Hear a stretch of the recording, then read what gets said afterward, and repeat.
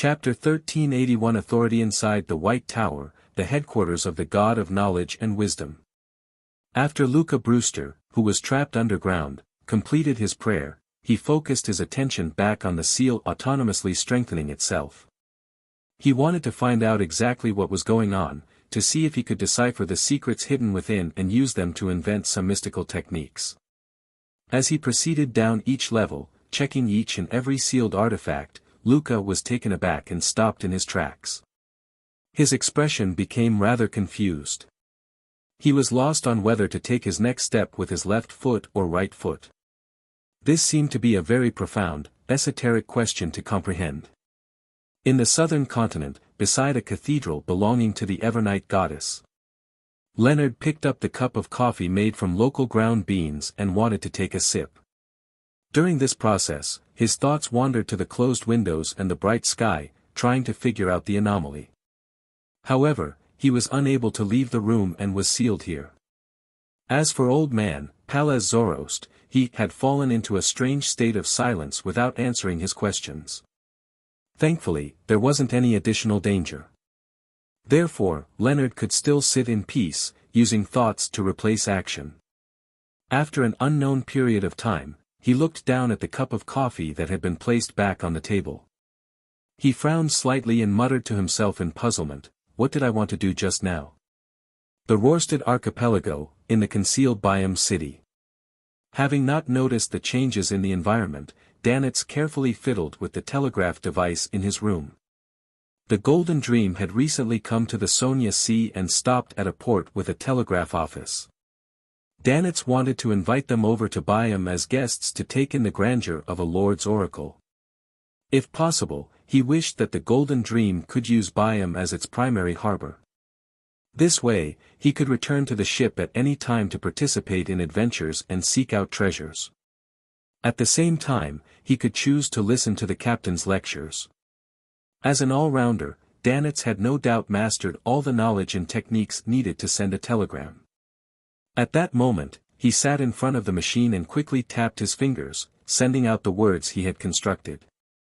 At the very beginning, his thoughts were clear and his words were proper. This left him somewhat smug. Gradually, his eyes stared straight and his hands didn't stop moving, as if he was doing it on instinct. After the telegram was sent out, Danitz exhaled, picked up a cup, and gulped down a mouthful of beer. It was quicker than I expected.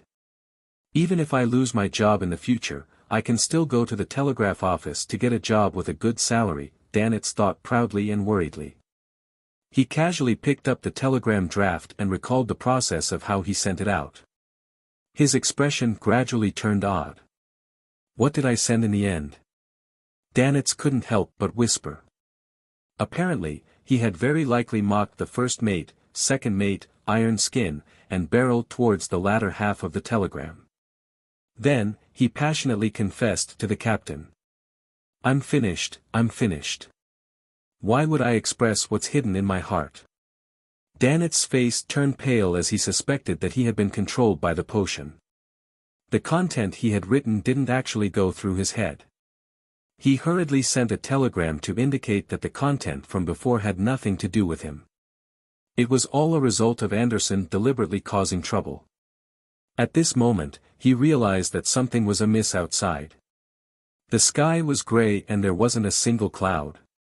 In the astral world, the existences and objects that had been concealed by the Evernight goddess broke through the restrictions and returned to reality one after another. They were like Amon's actual body, looking somewhat dazed without making any immediate reaction.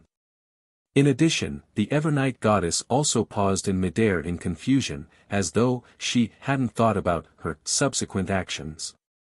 However, her first instinct was to protect herself.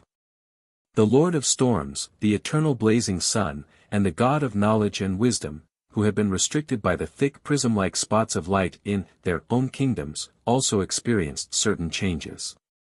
The intensity of their counterattacks was clearly lower, giving people a sense of self-doubt, unsure if the entity before them was an enemy. The genie abandoned the Trunsoist brass book and directly returned to the magic wishing lamp.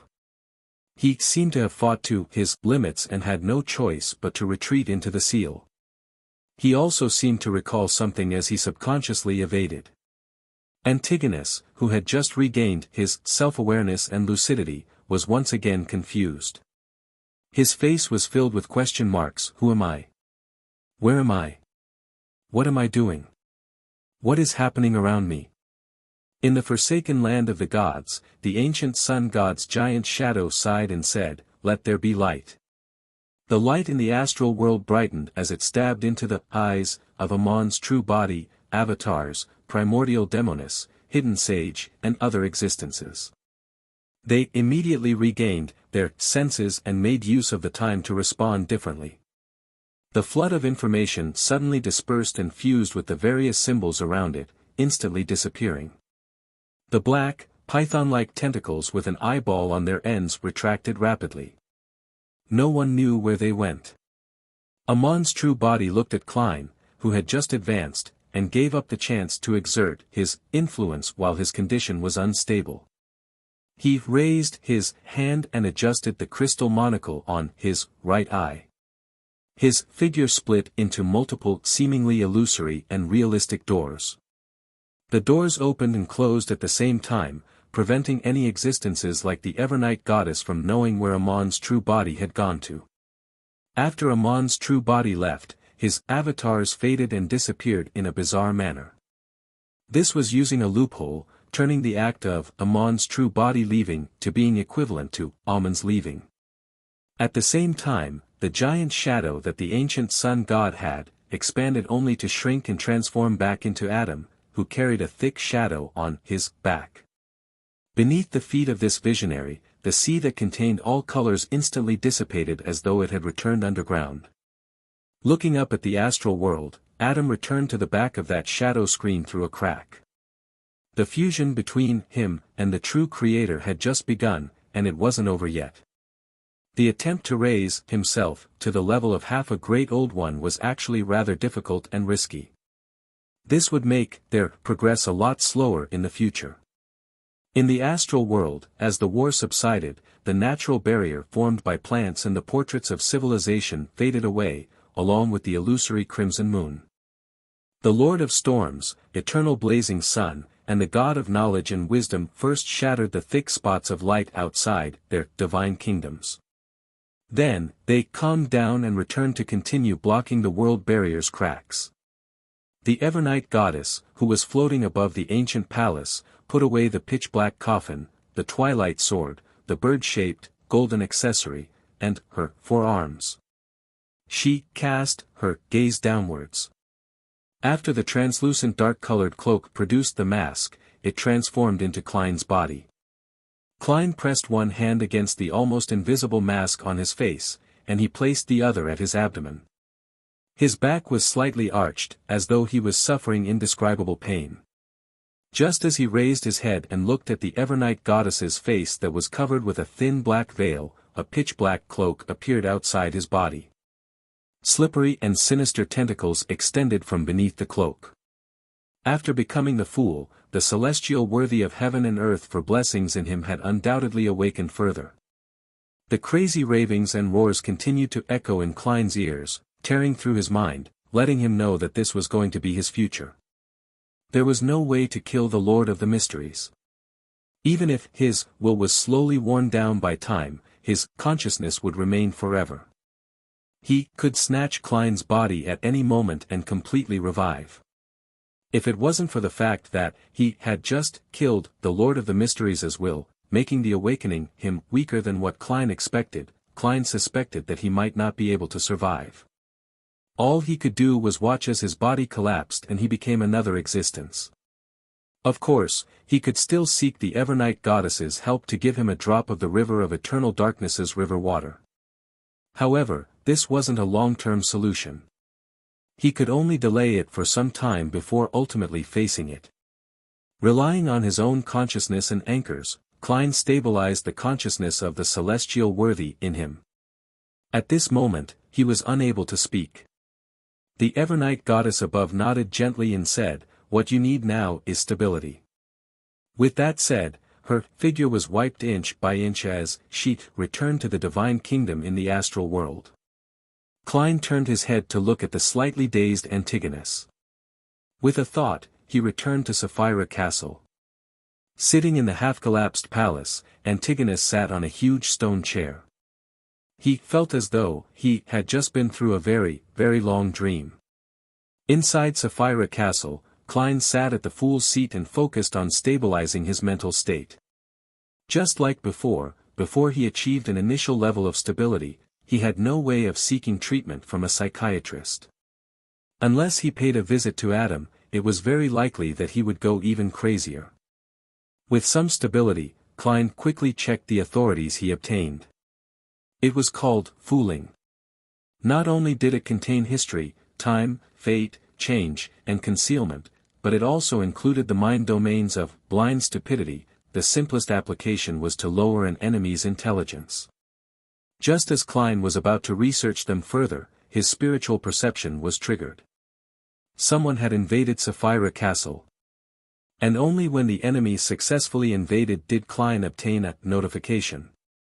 Klein suddenly looked up and saw that the grayish-white fog had formed a door at the other end of the long model table. A figure wearing a pointed hat, a classic black robe, and a monocle walked out. Amon. There was a tinge of darkness in Mr. Error's eyes as his smile appeared somewhat crazy. He leisurely looked around and nudged his monocle. He said with a smile, "Are you pleasantly surprised?" Klein wanted to use Sapphira Castle to expel him, but he realized that at some point in time, Amon had gained control over Sapphira Castle. Amon cast his gaze at him, pulled out a chair and sat down, chuckling. "I released the suppression of the Lord of the Mysteries in my body. Him being the owner of Sapphira Castle makes me equivalent to being the owner of Sapphira Castle. Of course, I can enter. This is very risky. Even in the past, I didn't dare to try it before, but since you've grown to this extent, I can only take the risk. This is very exciting. I'm quite pleased with the effects." As Amon spoke, slippery and sinister tentacles appeared beneath his clothes. He took the initiative to revive part of the Lord of the Mysteries, allowing himself to enter a half-crazy state. As Amon spoke, Klein appeared to be listening, but he had actually attempted to leave Sapphira Castle. This wasn't because he wanted to give up or surrender, nor was it because he was too timid and subconsciously considered fleeing first. Instead, he believed that this was the best solution for the current situation. If he stayed in Sapphira Castle, Klein would face 3 difficult questions. Firstly, he had just advanced to the Fool and his condition was extremely unstable. He had to divert a large portion of his mental strength to suppress the awakening will of the celestial worthy of heaven and earth for blessings. Secondly, there was no way for him to obtain the help of his allies, he could only fight alone. Thirdly, under the situation that everyone could influence Sapphira Castle, even if Klein had a deeper level of control over Sapphira Castle, he wouldn't be able to express an overwhelming advantage. He might even be disrupted in his use of Sapphira Castle because his opponent was good at making use of loopholes and creating bugs, making it difficult for him to reach the same level as him. This way, when a sequence 0 the Fool faced a half-crazed, dual pathway error and door, even if he wasn't in a scenario of facing a 100% failure rate, the chances of winning were extremely minute. And by taking the opportunity to escape Sapphira Castle, Klein could immediately obtain the help of his allies to reverse the situation between the two. If Amon were to chase after him, Klein would interfere with his return to Sapphira Castle and make him face his allies. At that time, the primordial demoness would definitely not attack again. The ancient sun god might not be able to reproduce the power of half a great old one anytime soon. With the lead of the Evernight goddess, the 6 orthodox deities were enough to deal with Amon. Even if Amon, who was in control of all the authorities of the error and door domains, wasn't easily killed, the orthodox deities would definitely be able to weaken him and seal him. After Klein stabilized his mental state and deepened his control over Sapphira Castle, he could then kill him in a targeted manner. This process was almost irreversible, even if the ancient sun god could still produce the level, status, and strength from before. His limit appeared to be suppressing 3 orthodox deities at the same time, and this didn't include the Evernight goddess. Of course, the outer deities were undoubtedly unwilling to see the birth of a new Lord of the Mysteries. Once such a situation happened, they would definitely try their best to interfere, preventing Amon from dying. However, before the world barrier collapsed, the influence they could exert would be rather limited, and it might not be of much use. Just like before, Klein believed that the combined powers of the dark side of the universe and the chained god were inferior to the hidden sage. Even if the outer deities managed to affect the situation, Klein wouldn't suffer any losses. After all, those existences wouldn't allow Amon to kill him either. He could find a place to hide and stabilize his mental state. Once he was prepared, he could make new plans again. The foggy town of the Evernight goddess was a very good choice. If Amon didn't chase after him and remained inside Sapphira Castle, Klein could use his identity as the owner of Sapphira Castle to influence the control of all kinds of matters within at any moment, preventing Amon from doing anything in Sapphira Castle. Even if he wanted to use the Crimson Star to deal with the Tarot Club members, it would be impossible. In short, it would be extremely difficult for either of them to use Sapphira Castle well, but destroying the other party's attempts was definitely simple. Under such a stalemate, Klein had time to stabilize his mental state, deepening his control over Sapphira Castle, slowly turning the situation around. Towards the end, Amon would either flee and hide, or he would let the celestial worthy of heaven and earth for blessings completely revive, choosing to have an internecine outcome with Klein. Therefore, although he didn't have the time to analyze the pros and cons, Klein quickly came to a conclusion. Leaving Sapphira Castle now was the best choice. However, just as his consciousness sank to the edge of Sapphira Castle, he saw a crystal monocle. This item appeared in time, crushing Klein's hopes of escaping. "Did you think I'd leave such an obvious loophole? Of course, you can stop me from leaving Sapphira Castle at any time." Amon curled his index finger and pressed it against the monocle as he smiled. Behind the chair that he was sitting on, the resplendent symbol rapidly changed. At times, it was formed from symbols corresponding to parasitizing, time, and fate. At times, it was a series of doors. These 2 different symbols appeared one after another, making it impossible to truly be fixed. Klein didn't hear what Amon said. The moment he failed, he created a real realm of mysteries, a complete divine kingdom of the fool. Light and shadows instantly changed in front of Amon's eyes.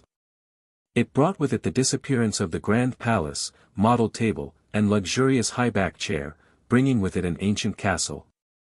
Amon wasn't sure what the ancient castle looked like. This was because he was standing in a corridor inside the castle. He could only sense the various changes in Sapphira Castle and see with the limited vision he had. The corridor was unusually dark and gloomy. The corridor stretched endlessly. There were silver-colored elegant candle stands spaced widely apart, each producing a dim and yellow glow.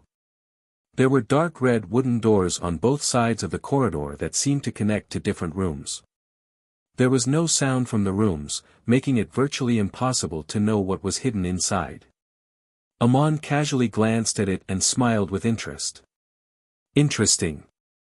As the most powerful cryptologist, he naturally knew that this was a divine kingdom, one that couldn't be broken through with brute force. This was because every door was reassembled with different items. If he forcefully broke through them, he would trigger unknown effects. Amon didn't underestimate the abilities and intelligence of a Sequence Zero the Fool.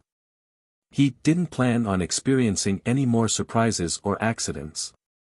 However, once the Divine Kingdom's rules were fixed, its owner would similarly be restricted to a certain extent. To put it simply, Klein was definitely in one of the rooms, not somewhere else. One had to bear the corresponding responsibility for the benefits obtained. You want to use this method to stall for time and stabilize your mental state.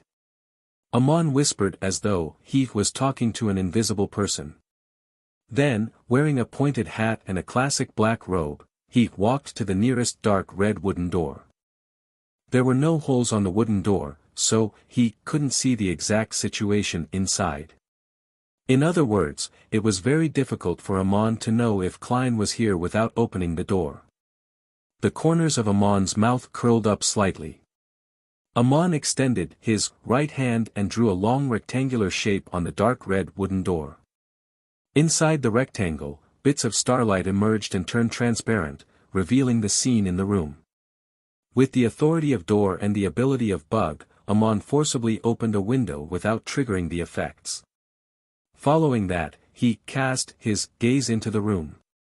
There were no tables, chairs, carpets, and other furniture, but a blue sea. Indeed, this door has been connected with the sea outside, Amon said without any surprise. Once he twisted the door, it would leave Sapphira Castle and appear in the sea outside. And at that time, with Klein being wary, it was almost impossible for him to enter Sapphira Castle again, just like how Klein was unable to leave Sapphira Castle. This was the reason why Amon didn't forcibly destroy the Fool's divine kingdom but opened one door at a time. Destruction led to similar effects. The repeated effects would affect Amon again and again. Even if there were many loopholes that he could use, he wouldn't be completely immune to them. Retracting his gaze, Amon walked to the opposite room and opened a window according to the method from before. However, this time, it was pitch black inside, and he couldn't see anything. Amon raised his hand and pinched the edge of his monocle and coughed lightly. His figure instantly split into two. The number of almonds increased. The split Amon glanced at Amon, who stood in the same spot and said, "Why aren't you seeking the thrill yourself?" As he spoke, this Amon extended his right palm and grabbed the handle of the dark red wooden door. Just as he began twisting, his expression suddenly turned blank as he sat down, as though he had lost the ability to think. Fooling effect. The original Amon nodded slightly. The retarded Amon immediately collapsed and turned into a transparent worm with 12 segments. Tiny bits of Beyonder characteristic seeped out and returned to Amon's body. He relied on using the loophole to avoid the negative effects of his avatars from acting on his actual body. After all the Beyonder characteristics returned, Amon released a flame that had been stolen and burned the corpse of the Worm of Time.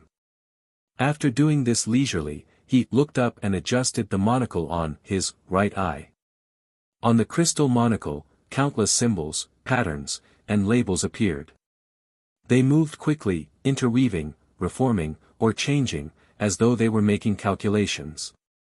This was a combination of a cryptologist's power of decryption and the key of Star's authority on position. The two attempts Amon made were mainly to gather intelligence, grasp the rules, and prepare for cracking the secrets of the Fool's divine kingdom. Soon, the symbols, patterns, and labels formed a scene on the monocle behind a dark red wooden door, a few slippery tentacles extended out from Klein's body. He sat on a high-back chair and calmly watched the entrance. The corners of Amon's mouth curled up. With a flash, he appeared in the room. However, everything before his eyes suddenly collapsed. Klein with the Fool's aura quickly turned thin, turning into a card. On the card, Roselle Gustave was wearing a gorgeous head accessory and colorful clothes, holding a stick with luggage hanging from it. His eyes were filled with longing. The Fool card. The Fool card from the cards of blasphemy. Klein knew that relying solely on paper figurine substitutes and adding the fooling effect and grafting his true aura onto it wouldn't be able to deceive a top-notch swindler like Amon. Therefore, he used the Fool card, which had some convergence powers, as his paper figurine. Although Sapphira Castle couldn't be used again, this was Klein's home ground after all. There was his junk pile, the various items he had gathered, and the newly obtained Trunsoist brass book and the borrowed magic wishing lamp. Please go to read the latest chapters for free. Chapter 1383 stipulated rules. With the Klein in front of Amon turning into the Fool card, the room shrank and revealed its original appearance. It was an iron cigar case that had marks of being corroded slightly. It had fused with the aura of Sapphira Castle. Klein's figure appeared out of nowhere as the entire divine kingdom of the Fool collapsed. As the magnificent palace reappeared, he grabbed the vessel that carried the Fool card and Amon's true body and suddenly closed it. He didn't have hopes of using this item to seal Amon, who wielded the corresponding authority of the door pathway. All he wanted was to buy some time and find a chance to throw Amon out of Sapphira Castle and retrieve the initiative. But at that moment, Klein, who was wearing a black trench coat, paused. His other hand took out a crystal monocle from the void with his other hand and placed it in his right eye. Behind him, Amon, who was wearing a pointed hat and a classic black robe, quickly outlined his figure. His eyes were dark and wild as he laughed. "What made you think that I didn't use an avatar?" Before he finished his sentence, Klein's figure that had been parasitized rapidly turned thin, turning into a crude paper figurine. Klein was cautious and hadn't used his true form either. He relied on a paper figurine substitute that had spirit body threads grafted. He knew very well that he would rather give up an opportunity than make mistakes when fighting Amon. Once he made a mistake, under the suppression effect of a bug, it would be very difficult for him to turn the tables. With regards to the situation of the prey turning into a paper figurine, Amon didn't seem to be surprised. All he did was raise his hand to touch the crystal monocle. At the other end of the Grand Palace, Klein, who was wearing a top hat and a trench coat, uncontrollably walked out of the Fool's automatic concealment. He raised his right hand and took out a crystal monocle from the void with great difficulty, slowly moving it towards his right eye. During this process, Klein's expression was filled with resistance and rather warped, as though he couldn't control his hand. The half-crazy Amon smiled leisurely. "You can use paper figurines to replace you, but so can paper figurines replace you. It being parasitized is equivalent to you being parasitized. Everything is relative, and all of them have loopholes. No beyonder power is uncrackable. They can be used in any suitable situation." He made use of the relationship of the paper figurine substitute and the main body to create a bug. Although Amon looked like he was unable to control his desire to speak due to his madness, it didn't stop him from corroding Klein with his full strength. He strengthened the parasitizing bit by bit, making Klein truly wear a monocle and become him. At that moment, Klein's body suddenly collapsed. He had taken the initiative to do so. He split into countless transparent maggots that swam in all directions. Among these worms of spirit, there were a few worms of time with 12 segments mixed in. Strictly speaking, Amon's worms of time could forcefully parasitize very tiny creatures like the worms of spirit. However, when Klein split up, he took the initiative to use his fooling authority to confuse the order of time. He fooled the few worms of time, making them split up only towards the end. Unable to find the cluster of worms of spirit, they lost their target for parasitizing. In the next second, the scene in Sapphira Castle changed again. Klein once again used the Realm of Mystery's powers to create a new divine kingdom for the Fool. Amon instantly entered a room. This place was covered with a thick yellow carpet with a crystal chandelier hanging from it. There was a door on each wall, and it was unknown where they led to. At the same time, there were oil paintings depicting various eyes hanging from the four walls. There was no need for any special scrutiny. With just a glance, Amon knew that the four doors corresponded to different effects. The main purpose was to delay his actions and create enough time for Klein to make subsequent preparations. The corners of Mr. Error curled up slightly as he cast his gaze to the ground. He extended his right fist and stretched out his fingers. An illusory door appeared on the thick yellow carpet. The door quickly moved for a second before it became fixed in place and silently opened. However, with the opening of the illusory door, the doors around the room began to move strangely. The doors creaked and opened. Almost at the same time, in the pitch-black wilderness, in a dark tower that led to the sky, Klein was holding the magic wishing lamp and removing the effects of fooling on the Trunsoist brass book. The candlewick of the magic wishing lamp lit up as it spewed out a sticky, pale gold glow. These rays of light transformed into a distorted, blurry figure. Klein didn't consider making a wish with the genie to transfer Bernadette's wishes onto him and change the ownership of the magic wishing lamp. This was because there would only be one outcome. He would die on the spot and return from the fog of history with the miracle invoker's powers. Normally, this was a good way to escape, especially since Klein could revive several times. However, the situation this time was completely different from before. Once Klein died, it would mean that he had temporarily given up on his identity as the owner of Sapphira Castle, making this place a paradise for Amon. He could use this Sapphira without any obstruction.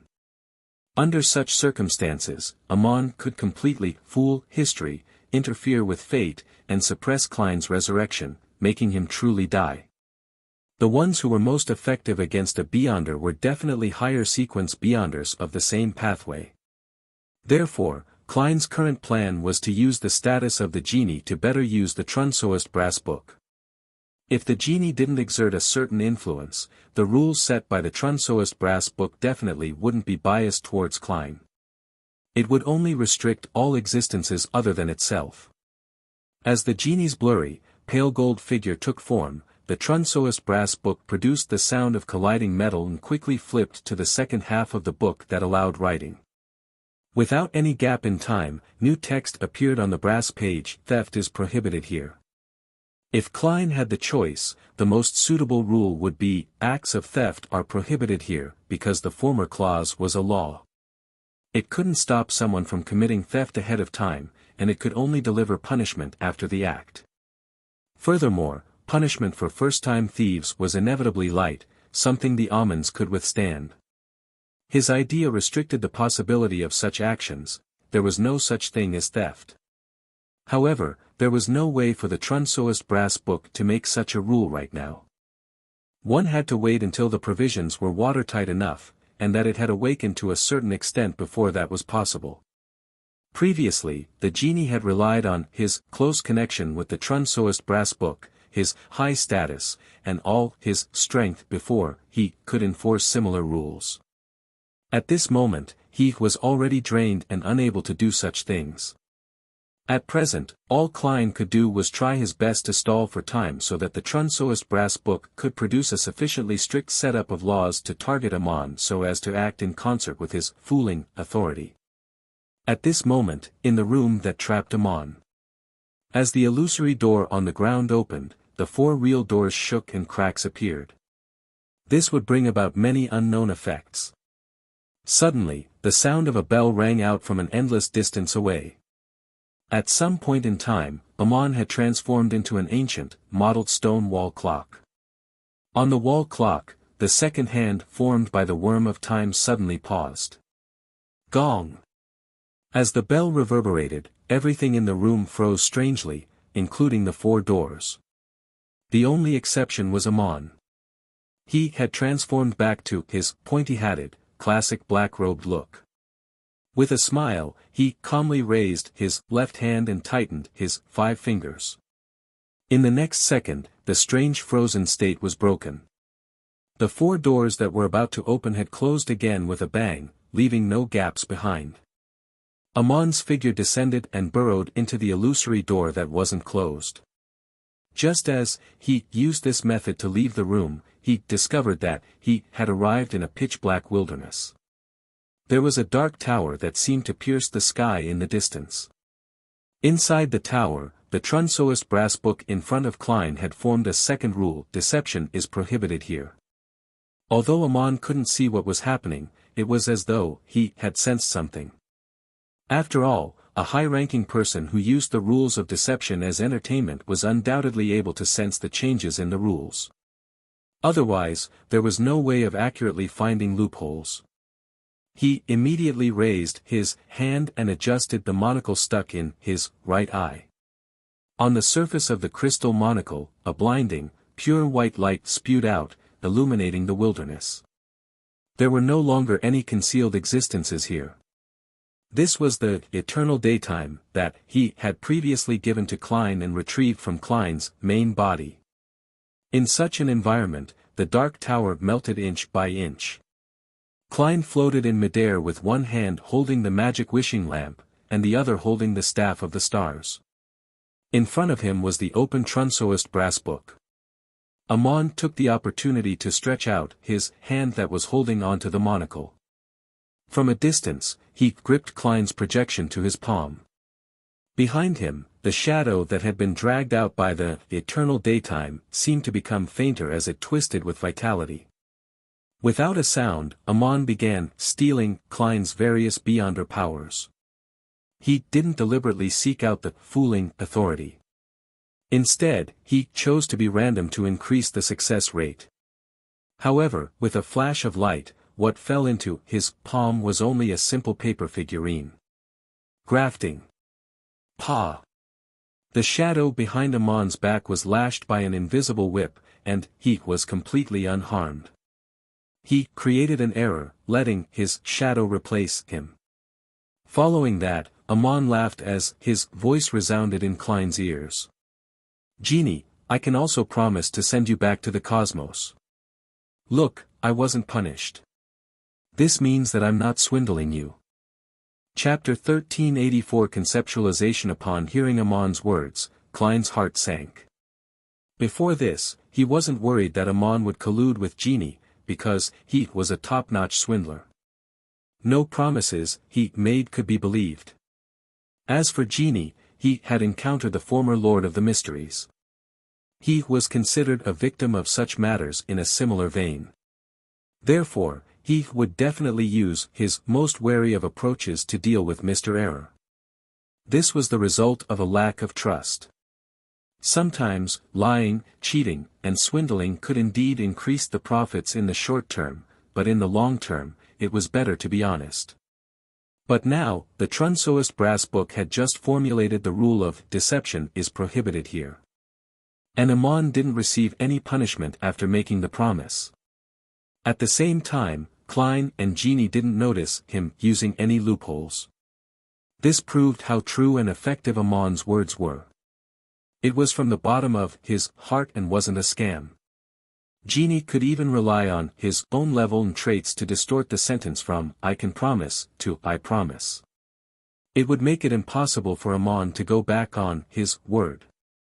If he did, he would suffer damage at the level of a great old one. This made Klein not help but wonder if the rule that deception is prohibited here was secretly guided by Amon or deliberately created by Genie, making any Lord of the Mysteries candidate to promise to return him to the cosmos. To Genie, he didn't suffer any losses in such a deal because Klein himself owed him a promise.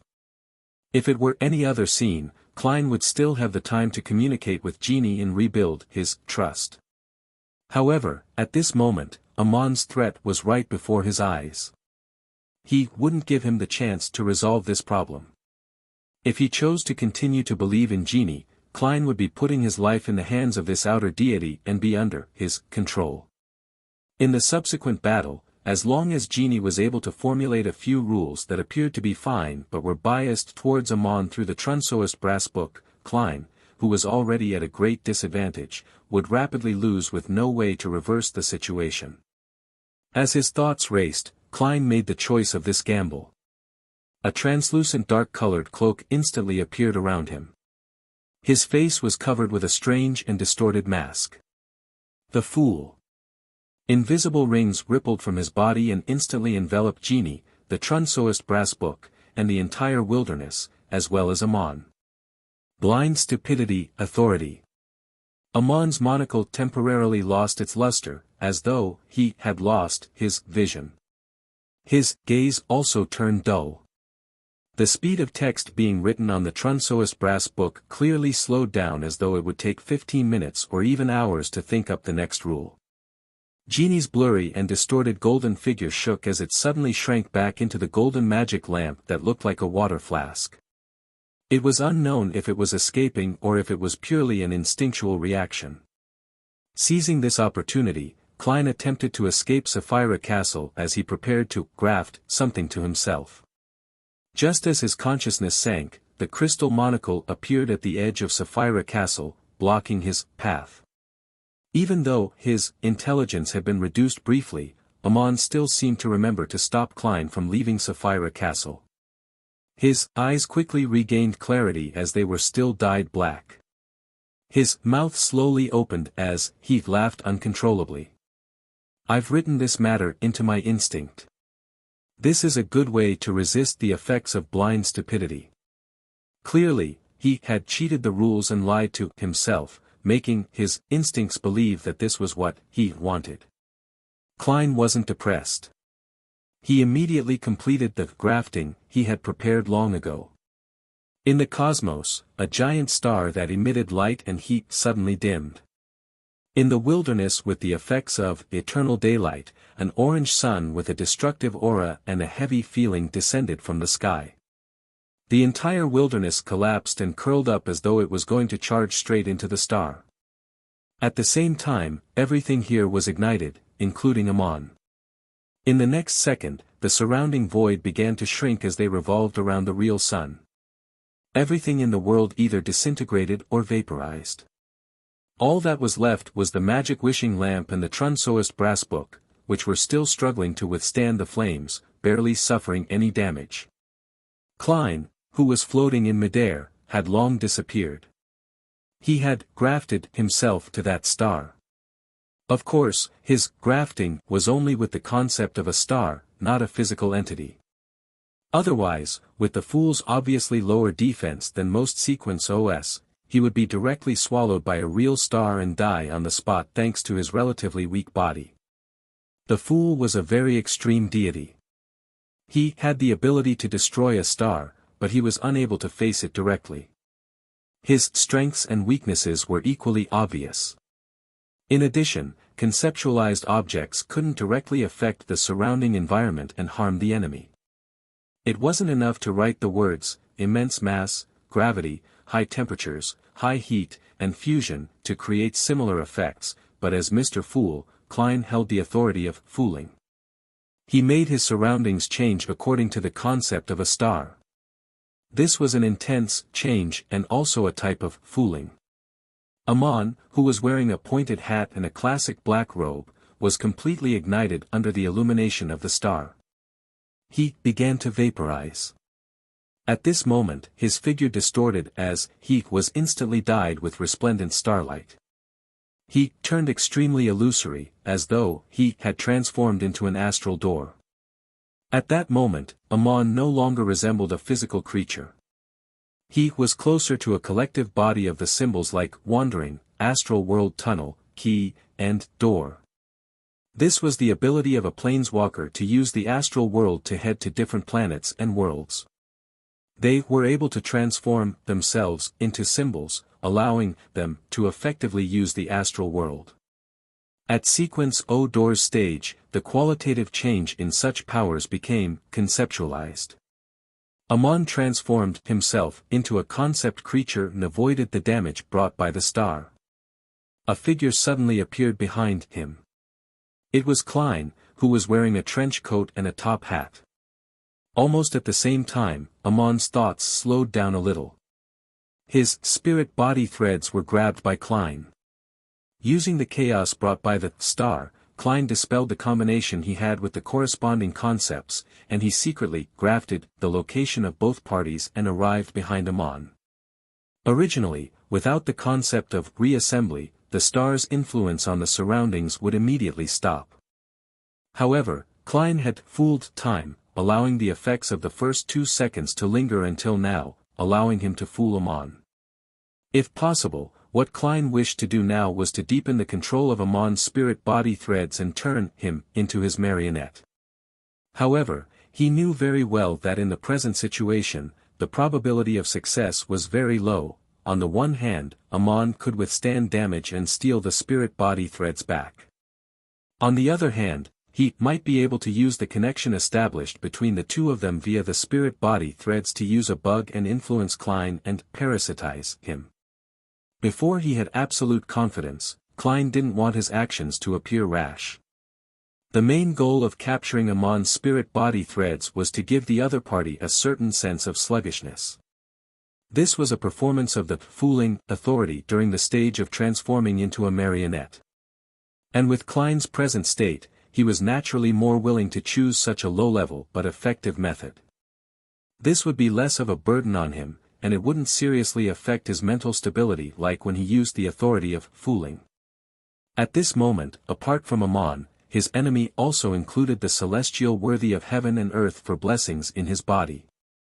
Of course, Amon was the same. If he didn't suppress the celestial worthy's madness, the latter would have already revived in his body. After creating a brief pause in Amon's thoughts, Klein had three choices. The first was to take this opportunity to escape Sapphira Castle, but he wasn't sure if Amon's instincts were still working and would still attempt to stop him from escaping. Second, it was to summon the projections of the historical void, but it wasn't of much use. The effects of an angel-level existence could do little in this battle of gods. It was possible that they couldn't withstand Amon's gaze, much less their historical projections. Even if Klein wanted to use it to transmit information, it lacked sufficient value. The other deities couldn't enter Sapphira Castle and provide help. Third, he could use this opportunity to exert a certain amount of influence on Amon's true body. Without any hesitation, Klein chose the third plan. He wanted to take the opportunity to graft Amon, Sapphira Castle, and the Door of Light that was stained with bluish-black together. Klein felt that Amon's half-crazy state wasn't bad enough. He just appeared rather talkative, with him occasionally not grasping an opportunity. He wanted to make him go crazier. When Amon and Sapphira Castle completed the reassembly, the celestial worthies will in his body would clearly strengthen, and the chaos in his mind would intensify. That way, Amon would lack the rationality to restrain himself, making his actions more instinctive than being the result of a contemplative thinking process. To Mr. Error, who was an expert at deceit, this would be fatal. Of course, Klein could only maintain this kind of grafting for a second. Exceeding this limit might mean that he would no longer be facing Amon, but the celestial worthy of heaven and earth for blessings. When the time came, the other party would definitely gladly accept the gift of Sapphira Castle. He could then fight Sequence O the Fool with a Sapphira, 2 uniquenesses, and the corresponding Sequence 1 beyonder characteristics. Originally, Klein could have relied on his fooling authority to reduce Amon's intelligence, but firstly, he wasn't able to use power at this level for a long time in his current state. Secondly, as a dual-pathway true god, and a wielder of many authorities, the duration of the blind stupidity effect on him was rather limited. Therefore, Klein had no choice but to take the risk of grafting things in such a way. And madness would accompany Amon, doing so until he found a new balance or met the best psychiatrist. In the blink of an eye, the translucent, cold mask appeared on Klein's face once again. A strange door of light that was stained with a hint of bluish-black suffused from Amon's body. Sapphira Castle. Chapter 1385 Madness. Amon and the strange door of light were grafted together. His face grimaced as the darkness in his eyes intensified. At the same time, more slippery tentacles appeared under his classic black robe, fully showcasing the crazy feeling was completely displayed. Just as Klein was preparing to sever the connection between Amon and Sapphira Castle and make him maintain his madness, the corners of Amon's mouth curled up. It was as if he was saying, "Congratulations, you have fallen into a trap." His face was immediately covered with a translucent mask that was similar to the fool's uniqueness, but one that was even more illusory. Klein's mind tensed up, and without a second thought, he immediately used the authority of fooling without any regard for the consequences. But before he could react, his thoughts slowed down. He was in a dazed state that he didn't know what to do. Fooling. Amon actually used the temporary reassembly between him and Sapphira Castle to escape Klein's interference and activate the power of the fool's domain. Such an action completely exceeded his instincts and was more like a meticulous trap. Amon didn't seem to be crazy enough. This true god of the error and door pathways immediately removed the grafting of himself to Sapphira Castle, allowing the mysterious door that was tainted with hints of bluish-black to quickly fade away to prevent him from being tainted further. After dealing with this latent danger, Amon raised both hands, his thumbs and index fingers touching each other to form an oval. In the oval, starlight lit up, perfectly embracing Klein's figure. Right on the heels of that, Amon's hands suddenly parted to the side as though they were tearing something apart. This seemed to be a heavy task. With the tearing sounds of paper, the area where Klein's body was in seemed to turn into glass. Under the intense impact, countless cracks appeared as they shattered bit by bit. This was a form of regression and the destruction of space. Unable to withstand it at all, Klein's body could only turn into paper fragments that flew in the air as the surrounding void collapsed and shattered. These bits of paper were instantly swallowed up by the darkness. By the time the space collapsed, Klein's paper figurines were almost exhausted. Of course, he also relied on the level and traits of the fool to forcefully escape the effects of blind stupidity. And at this moment, Amon had already split into countless figures. Some of them were purely avatars, some were replicas on the level of symbolism, while others were left behind from constantly blinking. At that moment, the sky above Klein's head and the surrounding wilderness were occupied by Amons. They wore pointed hats and monocles, blocking every single loophole. Some of these Amons transformed into old, mottled, bluish-black wall clocks. Some of them turned into pure starlight, as though they were trying to create a cage.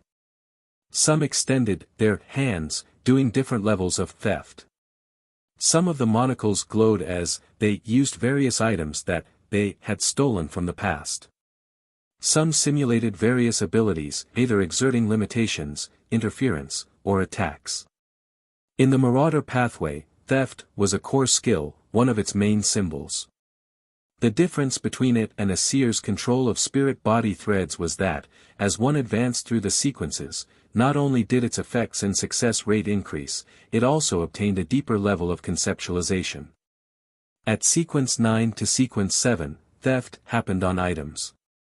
At sequence 6, theft happened on beyonder powers. After advancing to sequence 5, theft happened on thoughts and ideas. At sequence 4 and sequence 3, theft became life, including parasitic theft at the physical level. And at sequence 2 level, the range of theft broadened to fate, identity, self-awareness, and beyonder characteristics.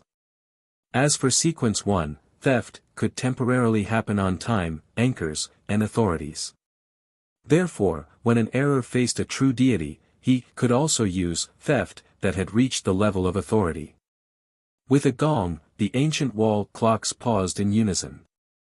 This caused the surrounding environment to freeze, causing the destroyed wilderness from the sun's blast to become extremely quiet. Even the destruction was frozen. At that moment, Klein seemed to lose his body. All that was left was a translucent dark-colored cloak and a bizarre ice-cold mask. Under the cloak and mask was rich darkness. Nothing could be seen other than the slippery and sinister tentacles that extended out. In such a state, Klein seemed to escape the limitations of time. In a frozen environment, he moved like a fish. Through various cracks in reality or concept, he emerged from the encirclement of the Amons. He once again used his fooling authority. This time, he fooled time. The ancient wall clocks vanished, and in the desolate wilderness that had almost completely collapsed, time returned to its normal flow. The Amons stopped, their attempts suddenly merged into one, and blinked behind Klein, preventing him from having a breather. His left palm reached out, and as he retracted it, he clenched his fingers. Around Klein, the space suddenly became shrouded in shadows, making it look like a thin fishnet veil. The fishnet veil began to twist and reassemble, as though they formed a sufficiently strong cage that trapped Klein inside. An illusory door appeared above the cage as it moved quickly without being fixed in place. However, Klein's figure suddenly appeared outside the cell, as though he had never been sealed by Amon's door authority. He had fooled history and had split his previous and future self. Hence, the one imprisoned in the cell became his historical projection. This was the scholar of yours powers deepening under the fooling authority. As he had relied on an advancement ritual based on fooling history, Klein's the fool powers in such a domain were stronger than when he fooled time and fate. As soon as he escaped the spatial cell, Klein immediately used the realm of mysteries to create a new divine kingdom of the fool. This was to stall for time and find a chance to stabilize his mental state. He had used the fooling authority multiple times, and the weak balance in his body was on the verge of collapsing. If he didn't stabilize his mental state as soon as possible, the will of the celestial worthy would awaken further. This was also a serious problem. At this moment, a huge crystal monocle appeared in front of him. On this monocle, layers of sparkling lights surged out and flooded him instantly. Klein's mental state suddenly stabilized, but the price was to lose all his emotions and desires. He didn't even want to resist. All he wanted was to stand there quietly and wait for the impending destruction. This was like an ordinary person being injected with a huge dose of anesthetic. At the same time, an illusory book appeared in the layers of light. The book opened, revealing a sentence, tormented by the Lord of the Mysteries as mental corruption. Klein Moretti had always been in great pain and a state of extreme exhaustion.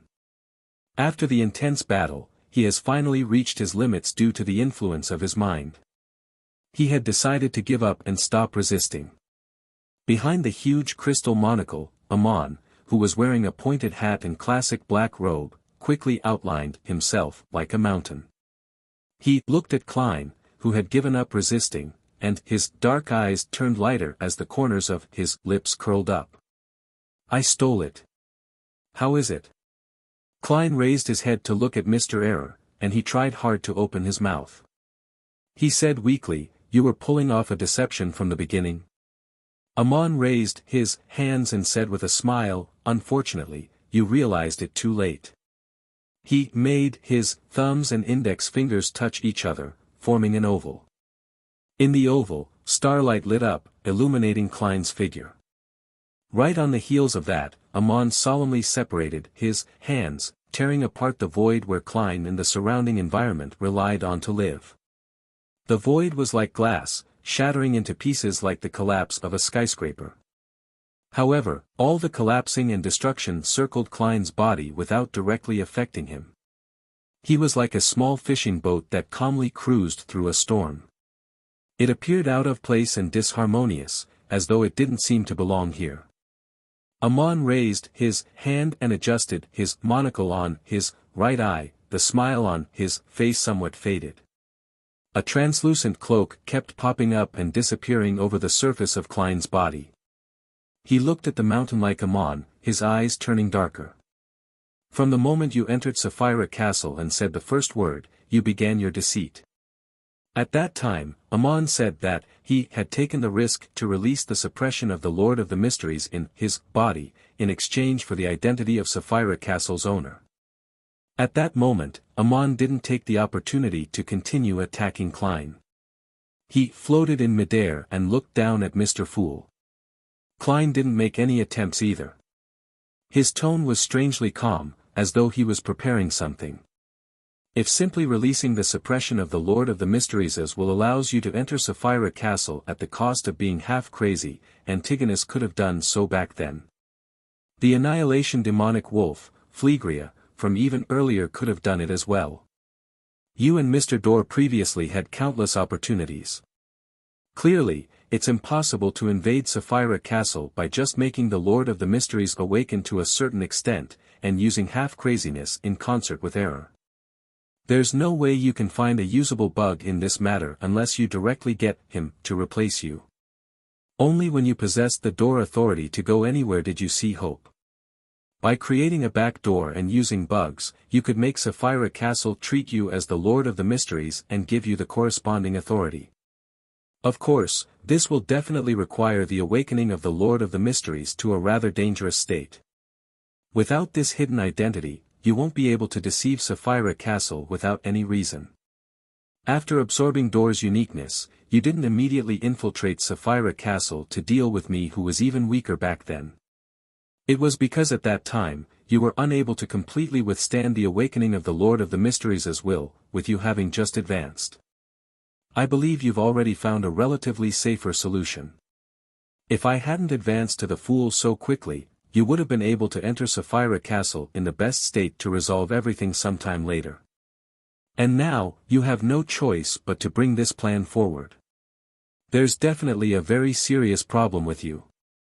You took the initiative to throw out the price of becoming half crazy to, on the one hand, make me think of countermeasures in this direction so as to lay a deadly trap in key areas, and on the other hand, you also wanted to divert attention and use this opportunity to conceal other problems. You're not half mad at all. Amon quietly listened to Klein's words. Rather abnormally, he didn't interrupt him, nor did he attempt to attack. Only when Klein was done did he say with an odd expression, "You're crazy." Chapter 1386 Narrow Path. Upon hearing Amon's, "You're crazy," Klein raised his head and laughed out loud. "I just gave up according to your arrangements. It's just that it's more complete than you think." As he spoke, an illusory brand appeared on the forehead of the ice-cold and bizarre mask he was wearing. It was a strange door of light that was tainted with bluish blackness. As for Klein, he was also enveloped in something similar. Under the translucent dark-colored cloak, more and more slippery and sinister tentacles appeared. They were densely packed and extended until they occupied the nearby sky. As his dark eyes flashed, Klein looked at Amon and said with a smile, "For me, instead of you becoming the Lord of the Mysteries, wouldn't it be better if we let the past, him, revive?" After his mental state stabilized and he figured out the key to Amon's surprise attack, Klein's thoughts of giving up removed his resistance towards the Lord of the Mysteries as will in his body, allowing him to further revive. It was precisely because of this that he was able to control Sapphira Castle at critical moments and borrow the power of terror, to avoid the collapse of the space created by Amon. Without waiting for Amon's response, the corners of Klein's lips curled up as he said with a smile, "After you were corrupted by Sapphira Castle and showed signs of madness, you immediately recovered and could use Sapphira Castle to create the effects of blind stupidity. After releasing the suppression of the Lord of the Mysteries as will in you, you didn't enter a half-crazy state, as there are external powers helping you. You should have an extremely key important avatar. It might even be like Pala's choice to lower his level. It's sleeping at Adam's place, and it allows a visionary like him to personally protect your mental state. As long as the awakening of the Lord of the Mysteries as will doesn't exceed the limits of what Adam can withstand, you won't go crazy here if you don't lose control there. Therefore, your most serious problem is that you have to maintain a normal connection with that body. Once it's interfered with, your condition will be in trouble. And this connection is actually very weak under Sapphira Castle's isolation effect. You deliberately showed a half-crazed state for two reasons. Other than luring me to find an opportunity in this direction and stepping on the trap you set up, you are also hiding this fact so that I won't be able to target this aspect while engaging in a battle with you. Of course, there are plenty of problems outside these ones. After all, you aren't fully prepared. If I had discovered these problems earlier, even if I was a king of angels with the uniqueness, there's no way for me to defeat you." Amon listened quietly and raised his hand to adjust the crystal monocle in his right eye. The corners of his lips curled up as he let out a sigh with a smile. Upon seeing this, Klein smiled and shook his head. "You truly are powerful, cunning, and terrifying, truly worthy of the title of God of Deceit. If it wasn't for the fact that I had long considered what I would do when forced into a corner by you and had no other choice, I definitely would have hesitated just now. And if I hesitated slightly, I would have already died. In that case, Amon would completely control Sapphira Castle, preventing Klein from returning from the fog of history for a resurrection." Amon stared at the increasing number of sinister tentacles extending out from under Klein's dark-colored cloak. He slowly took a deep breath and said with a smile, the Lord of the Mysteries in you is about to truly awaken. Klein's smile had a nerve-wracking feeling to it. You can also compete with me on this point. Our next battle is very simple, it's a competition of who awakens the Lord of the Mysteries' will to a greater extent, a competition of whose control over Sapphira Castle is deeper. 50%, 70%, 90%, until we reach 100%. Then, with a bang, we explode and he returns. What do you think? Are you going to take the bet? Let's see who can't hold on any longer first. It's very thrilling, very interesting, and very suited to your preferences. It's like the roulette that's popular in Faysac. 2 people, each having a revolver and a bullet inside. They take turns pulling the trigger at their temples. Whoever gives up first results in his opponent winning. And if no one gives up and persists until the end, there won't be a winner. He will be the winner. Amon's brows pricked up as he smiled without saying a word. Klein looked at him, and said with a smile, although you've always been pursuing thrills and are known to be a risk-taker, you achieve your goals most of the time. Not only do you not lose much, you often gain a lot. And in the few failures that you do experience, you only lose some of your avatars and some items. You've never suffered any serious injuries or been placed in a desperate situation. Your every action is a product of meticulous planning. Even if you fail, you will have a way out. Does this mean that you value your life more than I imagined? You do like thrills and seek it for pleasure, but to do so regardless of the price is just an image you portray. How can a real god of deceit wager a bet with himself at stake? Of course, this is just my own guess. Perhaps it's wrong. Anyway, do you want to take the bet? Amon stroked the crystal monocle and made a TSK like Medici. You're really crazy. Klein replied with a smile, in the eyes of others, this is indeed insane. But to me, it's just a choice. Compared to you, I'm more willing to believe in the former Lord of the Mysteries. He is a true great old one, looking down on the universe from high above and treating most of the living beings as insects. This would make him distance himself from reality. Besides, I should still have time to get the genie to be my witness. I'll get the Lord of the Mysteries to promise me certain things. To him, it's very simple and worthless. Having said that, the corners of Klein's mouth curled up as he said, I won't lose too much, just myself. There are always some things that are more important than others. Amon maintained his smile but didn't say a word. Klein then surveyed the area and found the magic wishing lamp and Trunsoist brass book among the floating fragments of the wilderness. He immediately laughed out loud. Look, I didn't get punished. This means that I'm not lying. I'm telling the truth. In fact, the laws set up by the Trunsoist brass book had long been abolished since the Divine Kingdom was destroyed during the star's descent. Later on, the Amons dared to attempt to use steel, but Klein's main goal wasn't to prove anything, but to show his determination, firmness, or perhaps madness. Of course, what he said was the truth. He was indeed willing to put them into practice. Otherwise, there was no way he could hide it from Amon or exert enough pressure on him. Amon smiled and said without a hint of panic, sounds interesting. Isn't it? Let's begin, Klein replied without hesitation as his eyes turned darker. Amon's smile froze as his palms suddenly gathered together. Beneath his classical black robe, there were also slippery and sinister tentacles. His aura changed a little as his body seemed to have a dark cloak on it. At that moment, Amon became more like the Lord of the Mysteries. However, he wasn't competing with Klein in the progression of the awakening of the Lord of the Mysteries. Instead, he was using this to deceive Sapphira Castle to create a corresponding bug and creating a chance to escape.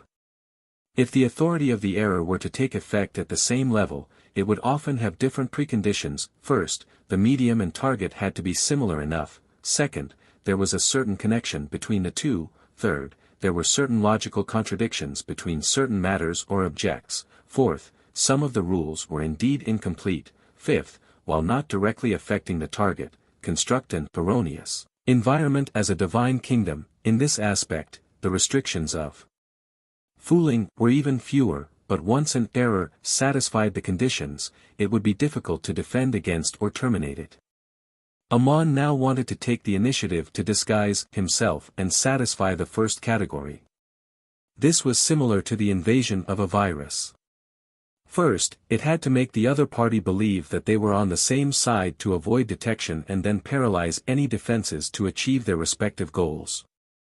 When a fruit looked like a strawberry, smelled like a strawberry, tasted like a strawberry, then it would basically be considered as a strawberry.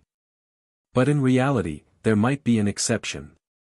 At this moment, Amon's appearance resembled that of the Lord of the Mysteries. His aura was like the Lord of the Mysteries, and his powers were like the Lord of the Mysteries.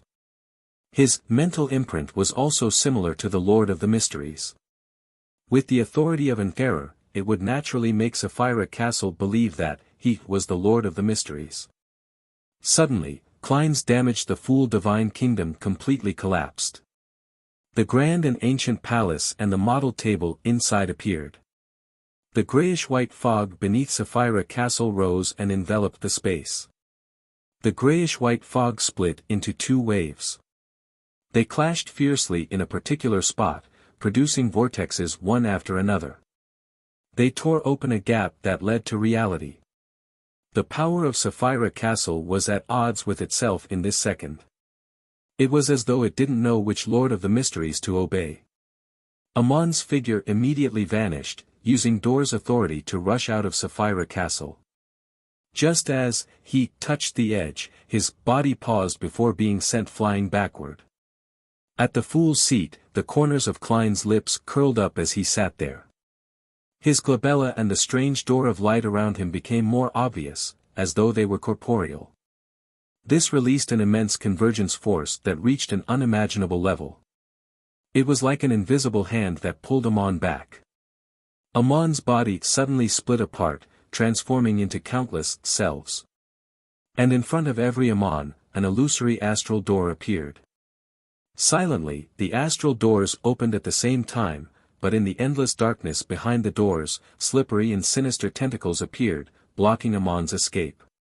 At the tip of the tentacles, resplendent starlight lit up as they instantly enveloped the almonds. The almonds couldn't help but gather together, turning into a conceptual cluster.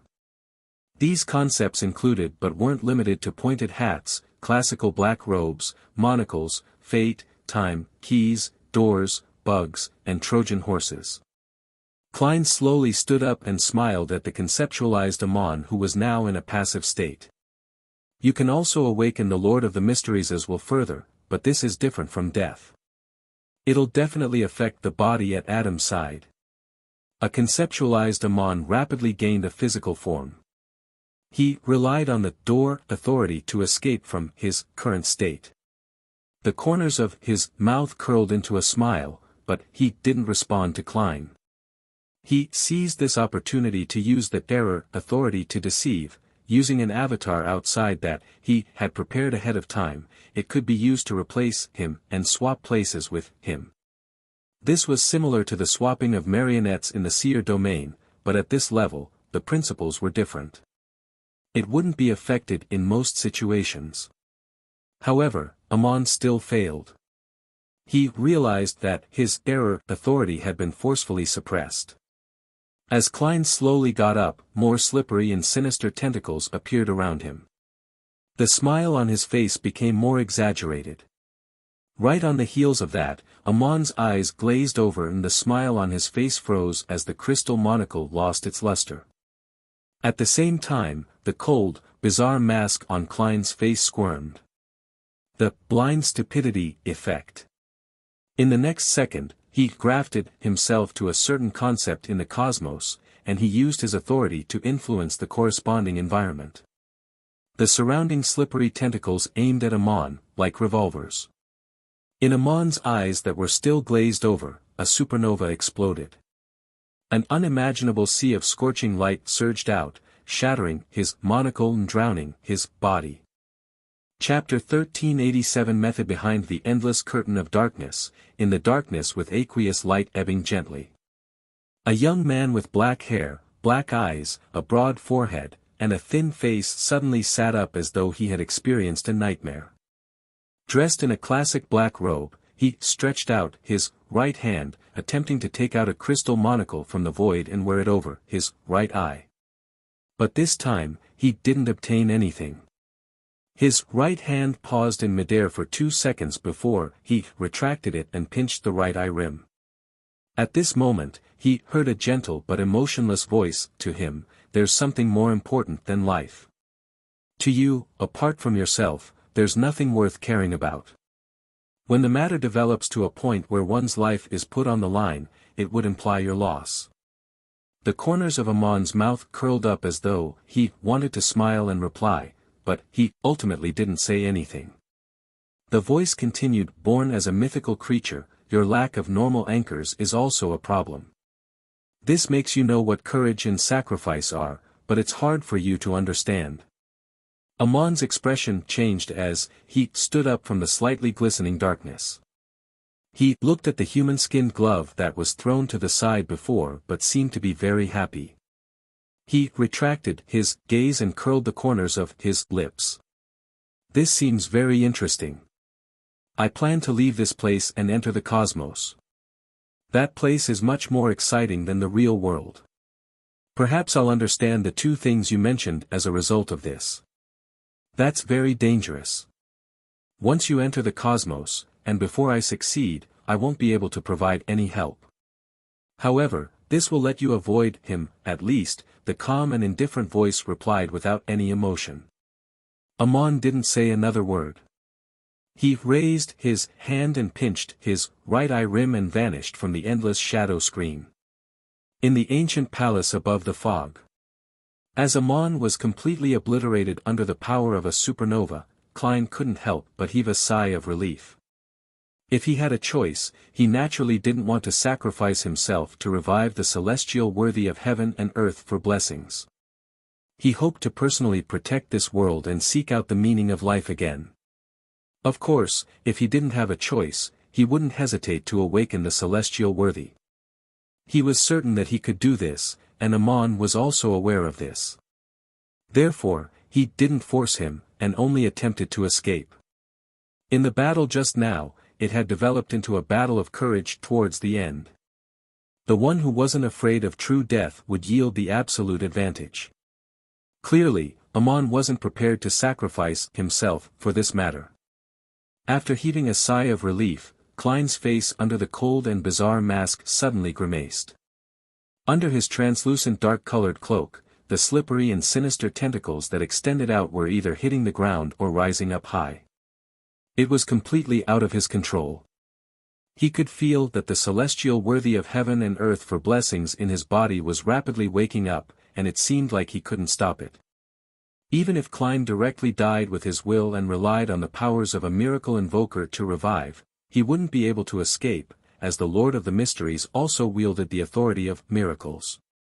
At that moment, Klein recalled the words of Dark Angel Sasra, which was also from the ancient sun god. "The primordial one had awoken in my body." In the next second, at the spot where Amon's body had shattered, beams of light were pulled by a vague invisible form of gravity as they charged towards Klein. Some were worms of time with 12 rings, some were insects made of resplendent starlight, while some were just large numbers of light dots. Klein wanted to stop the Beyonder characteristics from fusing with him, but the increasingly powerful celestial worthies will prevented him from succeeding. His body swelled into a balloon, and then suddenly became thin as paper. This repeated itself in an endless loop. The mask on his face became brighter and more bizarre. The slippery and evil tentacles that extended out from under his cloak increased and became more uncontrollable. One worm of time Beyonder characteristic, one key of star Beyonder characteristic, and one. Klein's mind felt like he was being devoured by an invisible monster, producing excruciating pain. Finally, a pair of eyes, which seemed to be formed from pure starlight, formed from layers of illusory doors and crystal monocles, rushed towards Klein's face, straight for the mask's eye sockets. Almost at the same time, the strange door of light that was tainted with bluish blackness appeared on Klein's body again. Sapphira Castle. At that moment, Klein, Sapphira Castle, Door's uniqueness, and Error's uniqueness, all had a strong inclination to congregate. Once they fused together, the Lord of the Mysteries would completely awaken and complete his resurrection process. Klein suddenly used his right hand to cover half of his face. His entire body bent down as if he was fighting with another self. With the anchoring and image disruption from his anchors, Klein finally slowed down the awakening of the Lord of the Mysteries as will, reducing the power of convergence by a little. The starlight eyes and the crystal monocle stopped in front of Klein's face, floating only a few centimeters in the air like planets revolving around the sun. Klein believed that he couldn't maintain this extreme imbalance for too long. Perhaps a few minutes or even dozens of seconds later, the convergence would continue without restraint, bringing about an unbearable change. This can be considered a form of fusion. Klein laughed in an unstable manner. Then, he fooled the Trunsoist brass book, allowing it to enter a sealed state and fly into the junk pile. Right on the heels of that, Klein left Sapphira Castle and arrived in the astral world formed from symbolism and authority. This place seemed similar to the cosmos. It was dark and vast, but in fact, there were many unique aspects to it. For example, even though there was a sun-like star hanging in the distance, emitting normal light and heat, if one tried to get close to it, without getting injured, one would realize that the astral world there was like a black curtain. The sun was directly painted with pastel colors, and there were a bunch of concepts and symbols surrounding it. Furthermore, the drawing of the sun wasn't that nice, like a child without any foundation in art casually scrawled about. It was both comical and frightening. From another perspective, this might be a manifestation of the chaos and madness that underlay everything. As soon as Klein entered, he immediately sensed invisible gazes. Some of them came from areas protected by the world barrier, while others came from broader areas with obvious malice. The corners of Klein's mouth couldn't help but curl up. He suddenly turned his head and looked outside the world barrier, raising his slippery and sinister tentacles. This pair of eyes that seemed forged from starlight and the crystal monocle also moved. All of a sudden, all the attention from the cosmos shrank back.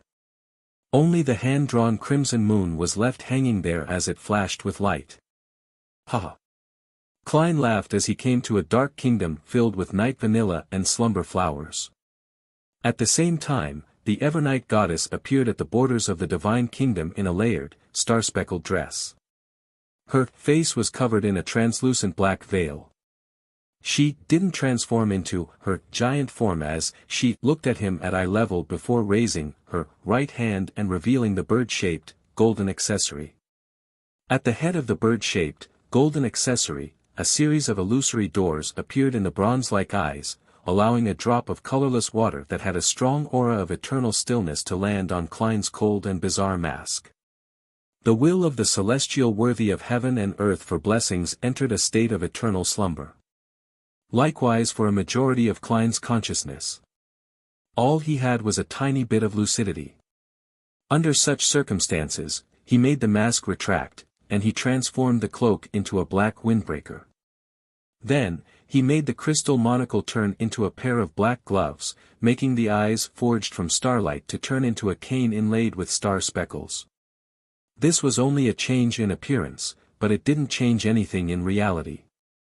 Once the two items were separated from Klein, they would return to their original state. Of course, if Klein stabilized himself, he could accommodate them and change their corresponding concepts and symbols over and over again, allowing them to change their forms forever. This can't be sustained for too long. It just delays the matter for a while. The Evernight goddess gently reminded him. If the river of eternal darkness's water is used repeatedly, the Lord of the Mysteries will awaken even faster. This is because he will trigger some unknown changes and adjust his condition. Similarly, the specialness of Sapphira Castle and my blessing will gradually be erased, allowing you to enter a state of eternal slumber. It was as though Klein wasn't discussing his own matters. He smiled and nodded. Got it. The Evernight goddess said in a tone that seemed to be comforting Klein's psyche. Regarding this matter, the method Amon used, and the actions he did had exceeded my expectations. He is indeed the true god of deceit. It's not that you have no chance at all in what comes next. You can first try to completely control Sapphira Castle and pull the will of the Lord of the Mysteries to enter a state of eternal slumber. In the dream, you can resist and fuse with him. I can bless you, but the most important thing is still left to you.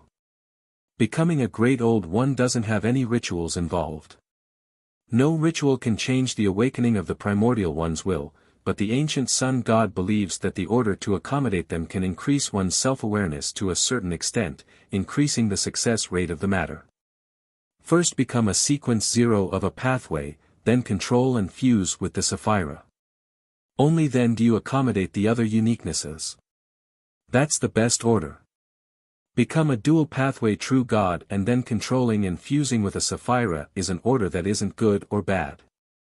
Only fusing with the Sapphira at the final step will be the worst choice.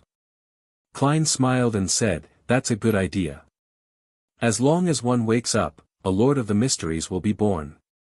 This might be him, or me. Yes, after completely controlling Sapphira Castle and entering a state of eternal slumber, I should be able to weaken the seal of the Western continent, creating a weak spot that allows one to enter and exit. The Evernight goddess didn't say a word when she heard Klein's words. Klein continued smiling. This is my choice. I had anticipated this day a long time ago. I will finally face him.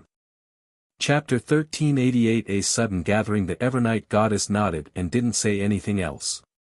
She reached out her palm and grabbed a corner of the void and tugged lightly. A thin layer of a night curtain gently floated down, covering Klein's body as it silently seeped in. Klein silently took in the blessings from the dream for 2 seconds. He pressed his hand to his chest and bowed. He took 2 steps back and left the astral world.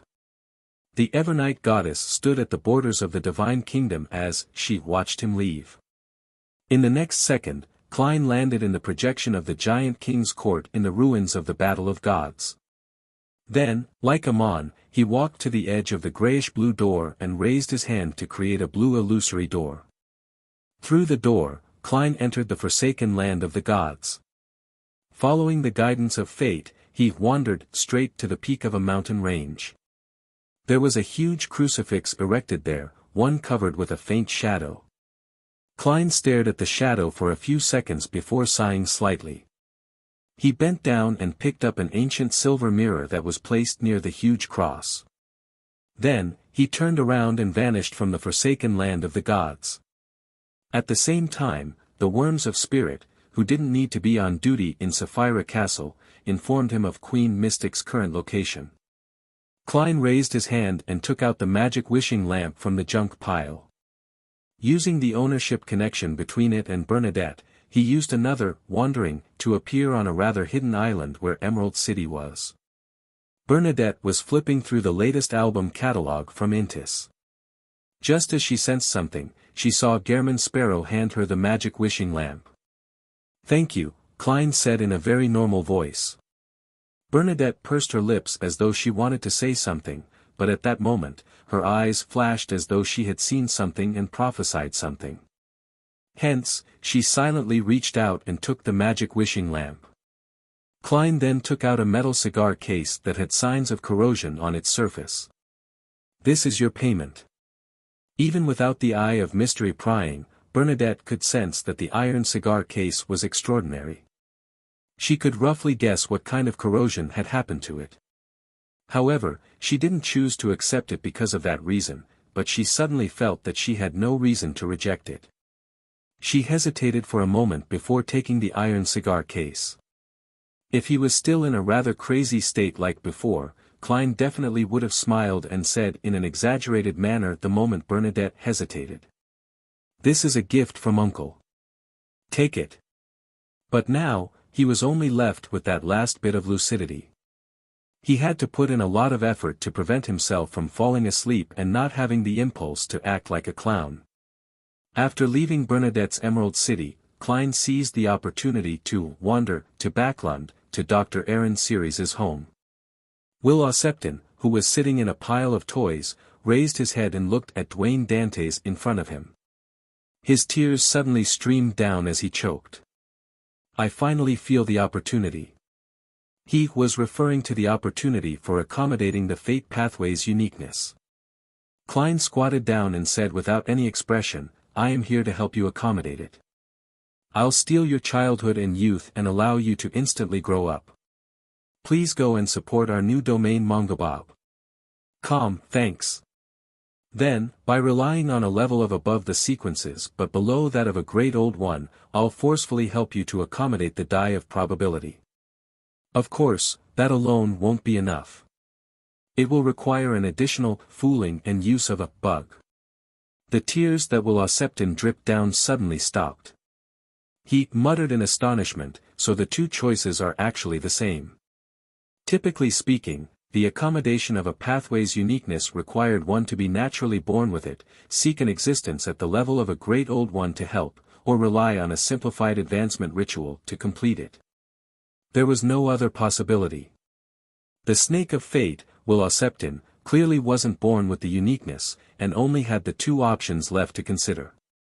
His focus had been on holding a simplified ritual, which was to wait for the opportunity of fate. Who knew that this opportunity was actually when Klein was approaching the level of a great old one? In essence, it was the second method. With this in mind, the chubby child, Will Ossepton, cried even harder. He felt as though he had been deceived by fate. Let the life school of thought's demigod send over the die of probability. Normally, with your luck, the die of probability should be by your side. Klein ignored Will's crying. Let's begin as soon as possible. I don't have much time left. Will stopped and looked at Klein for a moment before he said, slightly choking, forget it, let's wait for the next opportunity. Given your current state, it would be a huge burden for you to forcibly help me accommodate it. Perhaps you would lose control on the spot. I don't want to face the Lord of the Mysteries. Okay, next time. I have a premonition. With that said, Will looked into Klein's eyes and said, I have a feeling that the next opportunity will be better. Klein maintained his reverie-like expression as he said in a low voice, is this a prophecy? Will Ossepton's tears flowed again. No, it's a blessing. Klein nodded slightly, stood up, and took a step back. During this process, his figure gradually faded away and soon disappeared. He returned to Sapphira Castle and sat on the high-back chair, allowing the grayish-white fog to envelop him. After surveying the area and confirming the states of the crimson stars, Klein leaned back in his chair in exhaustion and slightly raised his right hand. This time, he didn't create the fake world again. On the two sides of the long model table, crimson beams of light shot out at the same time, freezing into the members of the Tarot Club, the Hanged Man, the Sun, the Hermit, the Magician, and the rest. This sudden gathering was clearly beyond Audrey's and company's expectations. It left them surprised and alarmed. Before that, although they had come to Mr. Fool's Divine Kingdom on occasions that weren't a Monday afternoon, it was all planned. They knew in advance that they would be dragged here. They would have either applied for a mini-gathering in advance, avoid the full moon ravings, or treat Mr. World with psychological problems. It could be said that, apart from the first time, this was the second time they were summoned by Mr. Fool without any warning. This made even the slowest members of the club catch the hint of uneasiness and feel the air freeze. Thinking back to the World Gehrman Sparrow's visit and the words of Mr. Fool's blessed, Audrey, Alger, and Zio simultaneously had similar thoughts. Is it finally here? Audrey subconsciously turned her head and looked down at the bottom end of the long model table. There was no one there. Although she was already mentally prepared, Audrey couldn't help but be stunned as emotions of uncontrollable sadness surged within her. In her heart, the World Gehrman Sparrow's image had long since turned from a crazy adventurer and an extremely dangerous beyonder to a person who wore a cold and tough facade but was a gentle, powerful, loving, mysterious, and lonely man who was burdened with many friends on his back. She believed that amongst the Tarot Club members, she knew the world the best apart from Mr. Star. And now, this friend seemed to have encountered some misfortune, leaving behind only an empty seat. The Tarot Club lost its first official member. Where did Klein go? Leonard suddenly felt a little flustered. In this world, he was the only one he could befriend. Previously, when Klein suddenly appeared in the southern continent and threw the gold coin into the cathedral's donation box, Leonard had already had a strange premonition. He had the feeling that Klein was about to receive the judgment of fate and was bidding farewell to the past. This was the same as the time back in Tingen when they decided to step out together and face Megos. Old man's recent silence has been a little bizarre. Could something really have happened to Klein? With Mr. Fool's level and status, as long as there's a chance, he should be able to be saved. Leonard's heart tightened as he suddenly turned his body and cast his gaze at Mr. Fool at the top end of the long model table. This mighty existence was still enveloped by the grayish-white fog, preventing others from seeing his condition. At this moment, Emlyn, Katlia, and Derek also discovered Mr. World's absence. Coupled with the suddenness of this gathering, they were both shocked and puzzled. They didn't know what had happened, but their instincts told them that it wasn't a good thing.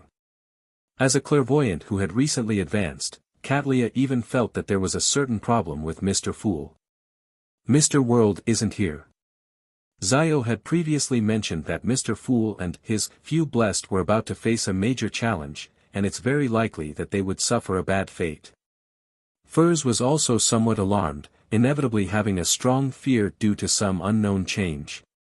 She had once thought that she would sigh in relief because of Mr. World's disappearance, but from the looks of it, it wasn't like that.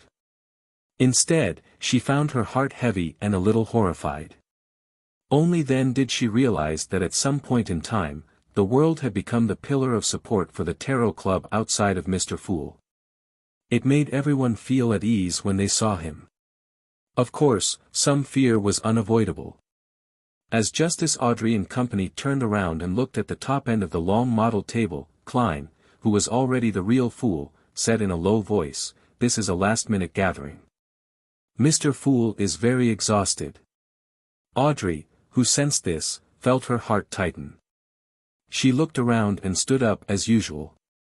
After the members of the Tarot Club stood up one after another, Audrey lifted the ends of her skirt with a heavy heart and curtsied at the end of the long model table. "Good afternoon, Mr. Fool." Chapter 1389 The Fool's Commission. Good afternoon, Mr. Fool. The other members of the Tarot Club appeared rather solemn as they followed Miss Justice's usual greeting.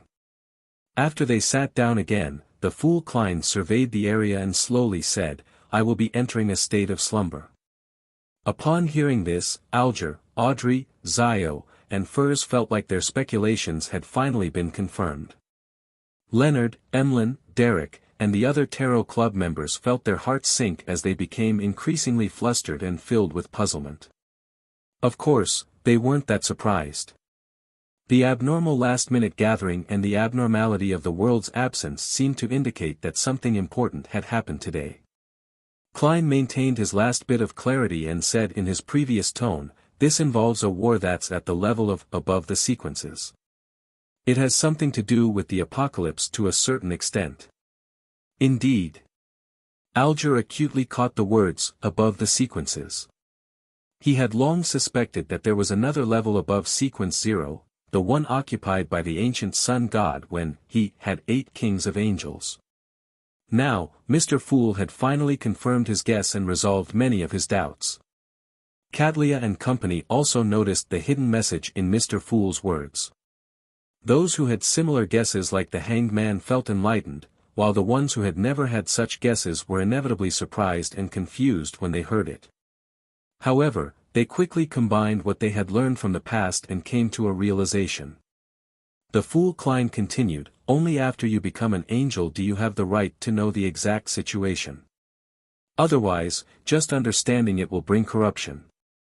This made the Tarot Club members think of the words underground and cosmos. They were momentarily unable to contain their thoughts.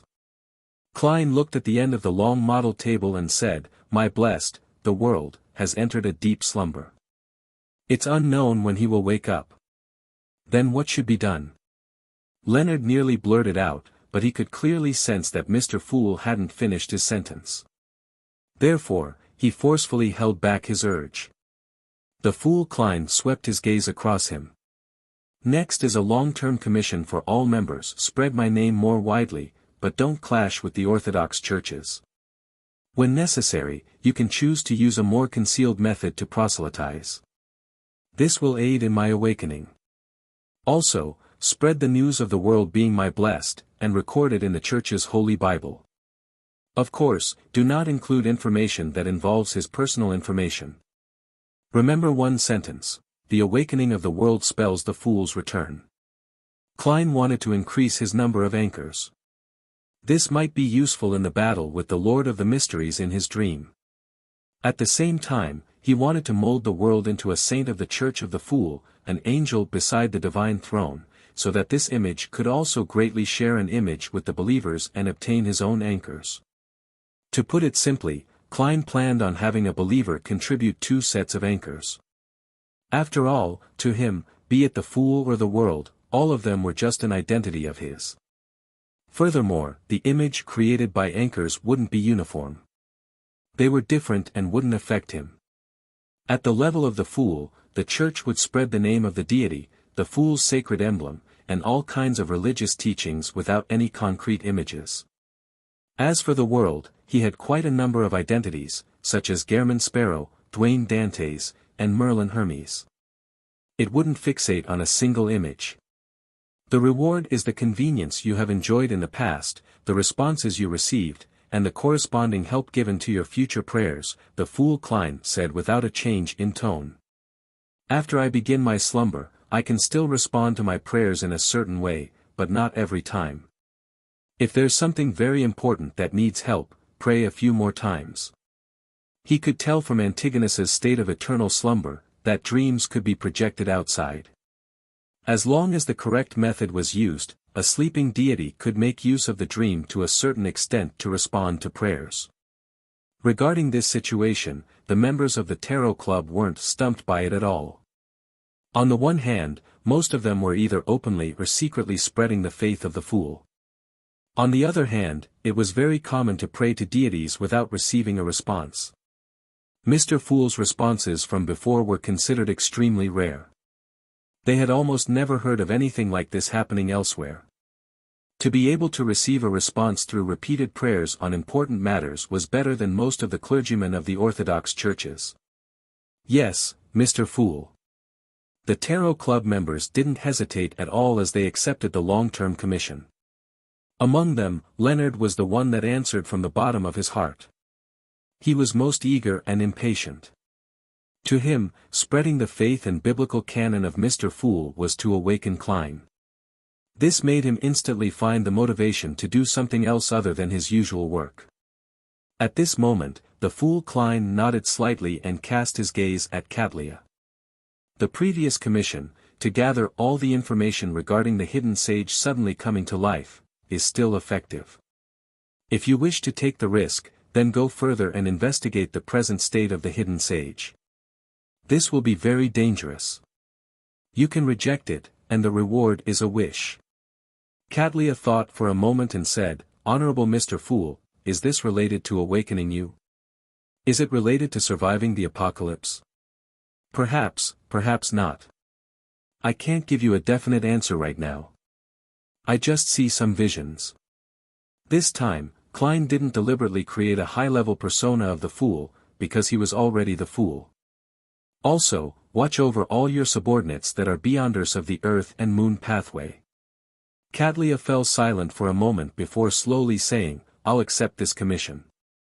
The fool Klein cast his gaze to the other side and said to Derek, "Your mission is to protect the new city of Silver and New Moon City and protect the Rorstad archipelago. The more believers I have and the safer they are, the higher the chances of me waking up. On this foundation, think about how to expand the church and spread the faith. Your payment is to become my blessed." Derek's eyes suddenly burned as he recalled the encouraging gaze he had received from the chief when he pushed open the final door of the giant king's court. He took a deep breath and said in a firm tone, "Yes, Mr. Fool."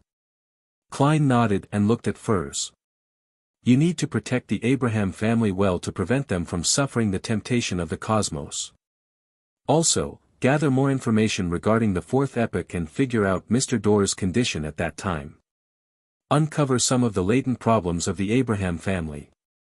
"That's something I wish to do." Furs hesitated for a moment, but she still expressed that she would do such things even if she wasn't given the commission. The fool Klein didn't give his approval or disapproval. Instead, he said, "If you're willing, you can write down biographies and stories of the world's different identities using different aliases. The reward for above is that when you have a chance of becoming a planeswalker and have to head to the cosmos, you will receive my blessings."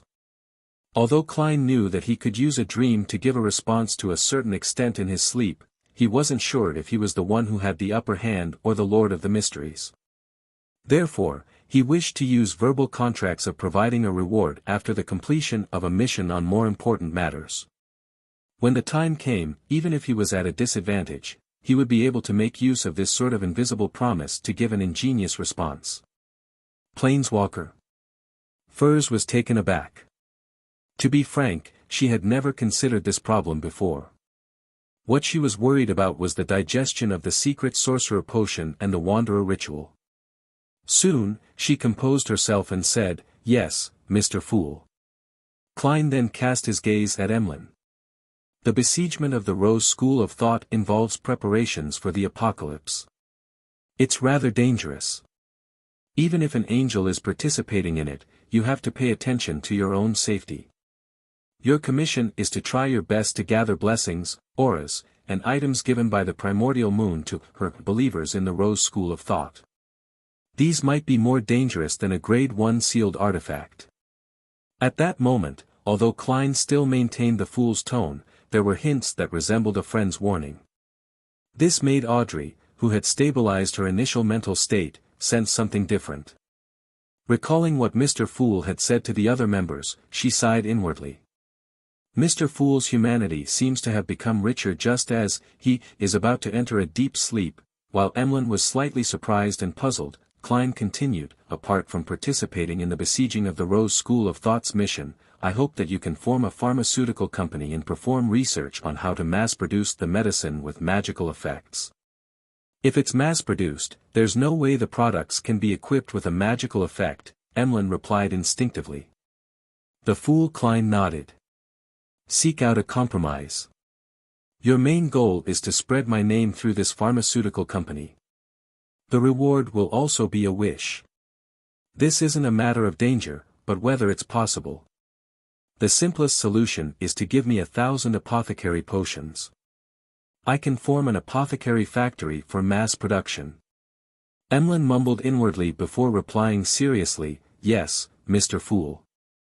Klein looked to the other side and said to Zio, "The apocalypse is approaching. Be it the Red Priest or the Demoness pathways, they will become active. Your mission is to rely on the official factions to investigate the whereabouts of the three sequence 1 Beyonder characteristics and the uniqueness of the Red Priest pathway. If there's a chance, find a clue to confirm the primordial Demoness' present condition. It's very dangerous." Klein didn't mention the payment, because he had already paid for it. Zio had her wish fulfilled by holding a ritual and becoming a Sequence 4 imperative mage. As for the 3 Sequence 1 Conqueror Beyonder characteristics of the Red Priest pathway, Klein had previously learned that one was in the hands of the Sauron family, the former Intis royal family, the other in the hands of the Faceax Einhorn royal family, and the other was in the hands of the Lones Augustus royal family. Later, as a reward, it was given to the Demoness sect. Of course, this was only a preliminary answer. The corresponding situation could very well have changed. The Sauron family had already been in decline since Roselle's era. It might not necessarily be able to keep the Conqueror's Beyonder characteristic or corresponding sealed artifact under its control. Klein even suspected that it might have been obtained by the Iron and Blood Cross Order. The failure of the war had significantly damaged the Einhorn family. Klein didn't rule out the possibility of the death of a high-level angel or the loss of a Grade 0 sealed artifact. The location of the Conqueror Beyonder characteristic that the Augustus family gave to the Demonist sect was currently the clearest. However, Klein knew that the Red Angel evil spirit, Sauron Einhorn Medici, had been eyeing it all this time. Perhaps he had succeeded, or perhaps he was carrying out whatever plans he had. There were no clues to the corresponding Red Priest uniqueness at the moment. The last time the mysterious world knew of it was at the end of the Fourth Epoch, during the Pale Disaster. Zio had always been looking forward and uneasy as to what her mission was. She looked forward to it because she had already chosen to accept Mr. Fool's gift, so she definitely had to pay the corresponding price. Knowing the mission earlier allowed her to prevent unnecessary second-guessing due to the unknown, guesses that only led to greater fear. She was uneasy because she knew that the remuneration she received was too generous. She believed that the final mission wouldn't be simple and would definitely be filled with danger. At that moment, after hearing Mr. Fool's words, her heart finally settled. At the same time, she secretly heaved a sigh of relief. Investigating the 3 sequence 1 Beyonder characteristics and the uniqueness of the Red Priest pathway and their locations, and even confirming the present state of the primordial Demonis was indeed very dangerous. It was a mission that would result in a terrifying corruption if she wasn't careful, but it was at least better than snatching the uniqueness and sequence 1 Beyonder characteristics or directly facing the primordial Demonis. If it were the latter, even with the official factions supporting her, Zio didn't think that she could accomplish it. All she could do was write a will, ready to sacrifice herself at any moment.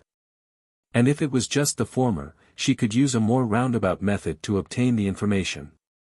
She didn't need to encounter powerful existences with high statuses. As a sequence 4 demigod, Zio was confident. Without any hesitation, she immediately replied, "Yes, Mr. Fool." The Fool Klein had planned on looking to the other side. After some consideration, he added, "Be careful of Bansi." Without waiting for the Tarot Club members to start making connections, Klein said to Leonard, "Your mission is similar to the Moon's.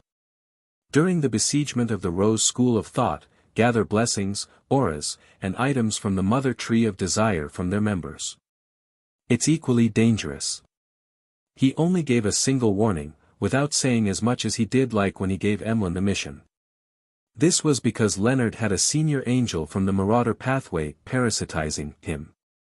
He knew many secrets and knew how dangerous the outer deities were. He wouldn't allow Leonard to act recklessly. Seeing that Leonard was about to nod, the Fool Klein maintained his tone and continued, "You don't have to do too much in promoting my name. You can even choose not to do it.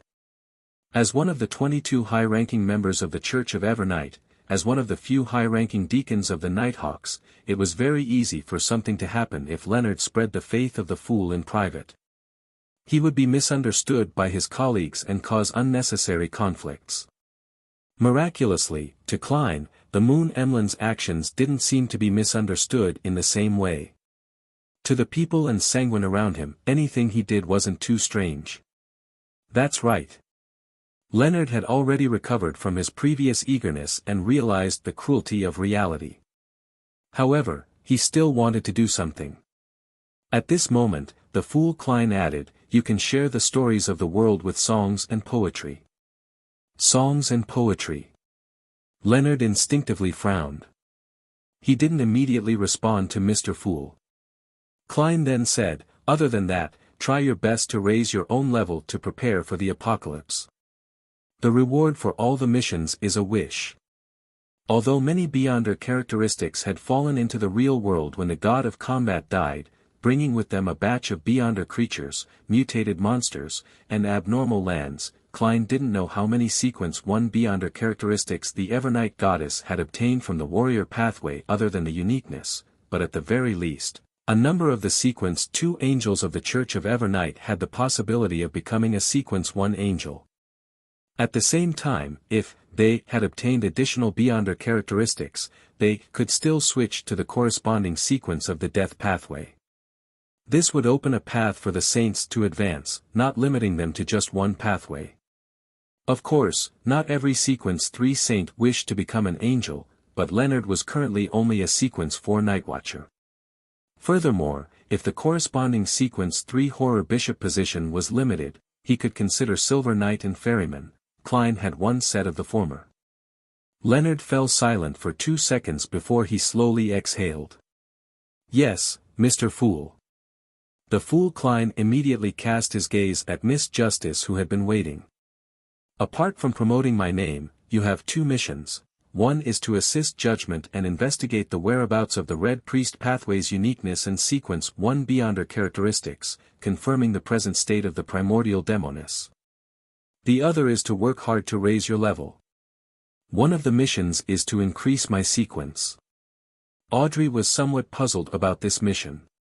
In her opinion, this seemed to be telling an ordinary person, "Your mission is to earn even more money." Furthermore, this isn't of any value to Mr. Fool. Could it be that he wants me to treat Mr. World? Just as this thought flashed across Audrey's mind, the Fool Klein added, "The higher your sequence, the more opportunities you have to awaken the world. In this aspect, you can make use of external forces to help. The psychology alchemists that Hermes rebuilds will be one of the choices, but you need to be careful and take precautions. You have to pay a certain price for this. You can give up the reward you received before. This depends on your will and thoughts." Audrey no longer had any doubts. After a moment of silence, she nodded solemnly. "Yes, Mr. Fool." Klein's gaze landed on Alger. "You will know what your mission is in time to come." Klein had already foreseen the corresponding scene. Without waiting for Alger to speak, he continued, "You can bring the Sea God scepter, but during this period of time, all the prayers of the Sea God believers will be transferred to the sun," directly pointing at me. Although Alger still couldn't accurately guess what his mission was, he already had a vague premonition. After a moment of thought, he replied in an upright manner, "Yes, Mr. Fool."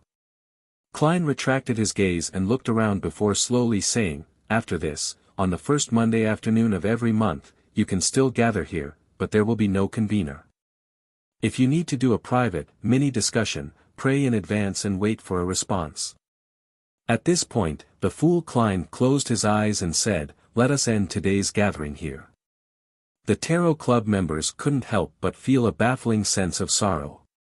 It was as though a grand ball was coming to an end. They stood up at the same time and solemnly bowed towards the end of the long, model table. "Your will is our will." Klein waited until they finished speaking before he dispelled his control of them. He watched as the crimson starlight scattered and quickly fell. After staring at the scene for a few seconds, he conjured a yellowish parchment and a dark red fountain pen. After some thought, Klein simply wrote, "Dear Mr. Azek, due to some complicated reasons, I might be sleeping for a long time. I'm sorry, but I might not be able to write a letter to you for a long time." With just that sentence, Klein stopped and made the pen disappear. Although he had conjured that piece of paper, with his current status, level, and strength, he could sustain it for more than 100 years, even if it was brought to the outside world. He closed his eyes again, summoned Azek's copper whistle, and blew it. At the same time, he released some of the restrictions that came from Sapphira Castle. The skeleton messenger appeared, and every bone in its body trembled intensely as if it would collapse at any moment. If not for the letter that Klein had handed over, it might have prostrated itself. After the skeleton messenger received the letter and left Sapphira Castle in a hurry, Klein rubbed his temples. This wasn't because the will of the celestial worthy had already escaped from his state of eternal slumber, nor was it because of the pain from maintaining his lucidity, it was just a habit. Klein slowly leaned back into his chair and sighed. On both sides of the long, model table, Justice Audrey, the Hanged Man Alger, the Sun Derek, the Magician Furs, the Moon Emlyn, the Hermit Catlia, the Star Leonard, and Judgment Zio appeared in the order they joined the Tarot Club. But this time, they weren't real. They were only projections. They no longer appeared blurry, revealing their images from Klein's memory. Soon after, more figures appeared. They were, a mature man with a receding hairline with deep eyes, a beautiful witch with blue eyeshadow and red blush, a middle-aged man with black hair mixed with silver hair, his voice unusually loud and sonorous, a woman in her late 40s with ear-length short hair, a youth that gamed on his phone while eating delicacies, a happy young lady who kept giggling, a civil servant who looked old than his age with a high hairline, a young girl dressed in an old-fashioned skirt who focused on machinery, a doll-like lady with a pale face, a teacher with soft facial features and bronze skin, a child licking on ice cream, a madam holding 4 heads, and an elder looking all serious at a bill. They either sat or stood, gathering beside the people they knew. In the flickering candlelight on the long table, they discussed different things, followed the music, and danced. Klein silently watched the lively scene as his expression gradually softened. After an unknown period of time, he stood up, passed through them, and walked into the depths of this space. Behind him, the figures, the candlelight, and the music faded away and disappeared. When he saw the strange door of light above the grayish-white cloud, Klein beckoned for the magic mirror, Rhodes. At that moment, the transparent or opaque worms and insects that clustered together to form spherical lights in the strange door of light turned bluish-black. It was like a thick layer of fog that made one unable to see what was behind the door. After Klein arrived, he didn't immediately enter. He felt as though there was an extremely terrifying monster behind the door, waiting to devour him. He raised his head and looked at the transparent cocoons hanging above the door of light. He looked at the modern humans with different skin colors inside the cocoons. Closing his eyes to sense them, Klein raised his right hand and closed his 5 fingers. The cocoons cracked open as the people inside transformed into specks of light. They flew out of Sapphira Castle and landed in the real world, into the bodies of those who had just died. After doing this, Klein lowered his head and looked at the magic mirror in his hand. "Are you scared?" The aqueous light on the surface of the ancient silver mirror swirled and the pale words outlined itself, "No." In the next second, Rhodes raised his own question according to the rules, "Great Master, are you afraid?" The corners of Klein's mouth twitched. "Yes." With that said, he took a step forward with the magic mirror in hand and walked towards the bluish-black fog in the middle of the strange door of light, passing through it. His figure disappeared behind the door that had the unknown hidden behind. The cracked cocoons were still gently swaying. Please go to read the latest chapters for free.